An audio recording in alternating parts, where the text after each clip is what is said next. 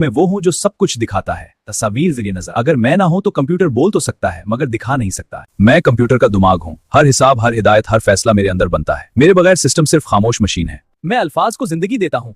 जो कुछ तुम लिखते हो वो मेरे बटनों से गुजरता है। मेरे बगैर ख्यालात स्क्रीन तक नहीं पहुंचते। मैं सिर्फ हरकत नहीं करता, मैं दुरुस्तगी हूँ। मेरी हर क्लिक एक फैसला है, हर स्क्रॉल एक रास्ता, मगर असल ताकत कंट्रोल में है। मैं यादें संभालता हूँ। फाइलें, तस्वीर, प्रोग्राम सब मेरे अंदर महफूज हैं। अगर मैं खाली हो जाऊं तो सब कुछ गायब हो सकता है। मैं तवानाई फराहम करता हूं। मेरे बगैर कोई पुर्जा हरकत नहीं करता। मैं खामोश रहता हूं मगर सबको ताकत देता हूं। मैं सबको जोड़ता हूं। सीपीयू, रैम, हार्ड ड्राइव सब मेरे जरिए बात करते हैं। मैं ना हूं तो कोई हिस्सा एक दूसरे से नहीं मिल सकता।